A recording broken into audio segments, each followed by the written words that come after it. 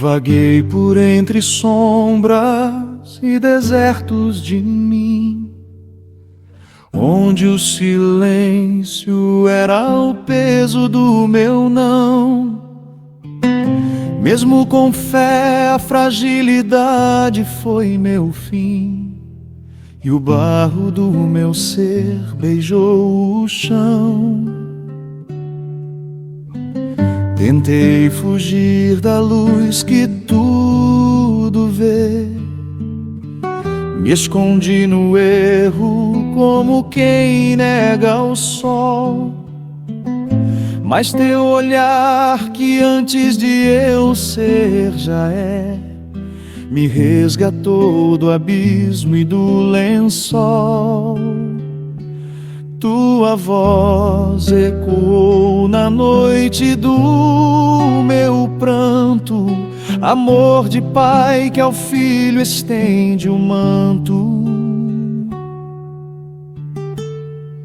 Tua misericórdia me alcançou, sendo farol na noite sem saída.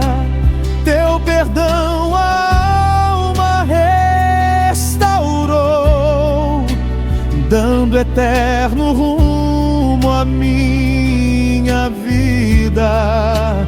Lá na cruz o Messias o preço pagou, o seu sangue a história se findou. Hoje canto não pelo que eu fui, mas pela luz que em mim agora flui.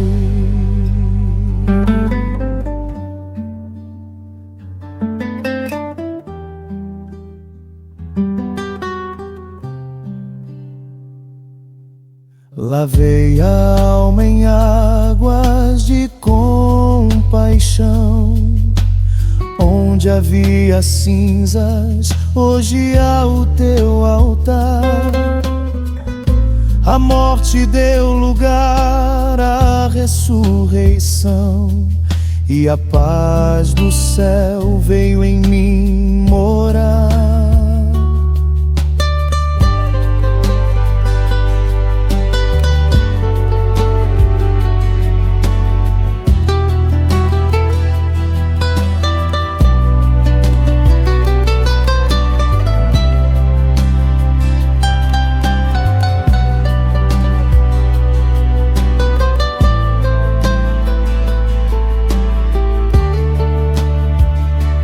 Terra e céus rendam glória ao Rei, pois em teu trono a justiça é real. Diante de ti joelhos dobrarei, és o eterno, o único final. Tua misericórdia me alcançou, sendo farol na noite sem saída. Teu perdão a alma restaurou, dando eterno rumo à minha vida. Lá na cruz o Messias o preço pagou, por seu sangue a história se findou.